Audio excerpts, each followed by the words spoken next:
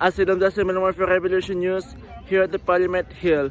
Folks, yesterday marks the day 12 of the Emergency Act inquiry, and of course I got the chance to ask Kyle Vincent Boisselle, aka Mr. Funks, regarding about his thoughts on the testimony that Superintendent Bernier gave, and I also got the chance to ask him regarding the assault that happened to him, where he was being beaten up by the Quebec cops last winter during the Freedom Convoy when the Emergency Act was declared by Prime Minister Justin Trudeau.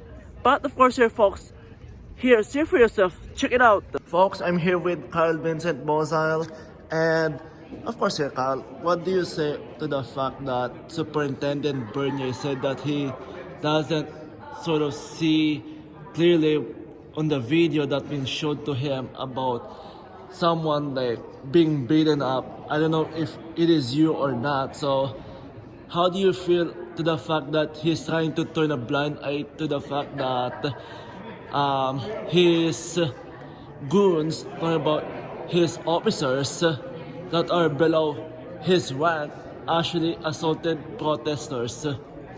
Well, he seemed to be playing that game like, I didn't do nothing, I didn't see nothing. He was basically saying, I don't see anything there, it's hard to see that, but plenty of other people, including the lawyer, seemed to see that there was somebody getting the muzzle end of a rifle. So I got the butt end of a rifle because I had 2 cuts on the side of my head. If I'd got the muzzle, I would have probably had 1 cut, or I wouldn't be alive if I got that in the head. So I'm not sometimes it's hard to tell what's what in the video. When I was beaten, I was pretty much on my stomach, so you wouldn't see me because I'd be on the ground, maybe not even higher than kneecaps. So it's hard to tell who's who in some of the videos, but we had witnesses and to it, so for him to say that he couldn't see it was just, it was a lack of compassion completely for anything that happened. So the other question here is that, do you think that the cops that been shown in the video beating that protester up is the same type of cops that beat you up? Absolutely. It was absolutely the same thing. So that's why when you watch a video, if you're in that position and that happened to you and you watch that video, you almost feel those strikes. You look at that and say, that's what happened to me. I only know what happened to me because there were witnesses who told me what happened.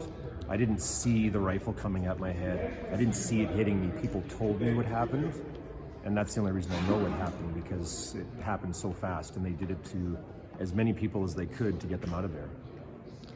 And one lastly, what do you think that Superintendent Bernier should do to the fact that he's trying to turn a blind eye, that he said that he can't see clearly? Do you think that there should be a type of consequences for that, or do you think that he should get fired for actually making those type of statements? I think there should be a separate inquiry that's going to look closely at all the video evidence and identify the officers that were involved and what they did, and that Bernier should be held accountable for what he could be held accountable. I'm not sure at this point in time how accountable he could be held for their actions, but there needs to be disciplinary action, so that needs to be another hearing to look at that evidence. Alright, just gonna be getting on here quickly. So, do you think that also that, Superintendent Bernier should get a disciplinary action as a consequences for he did while testifying under oath? Well, absolutely. I think there's a lot of accountability that needs to be had, and he certainly is on that list. So, there you have it there, folks.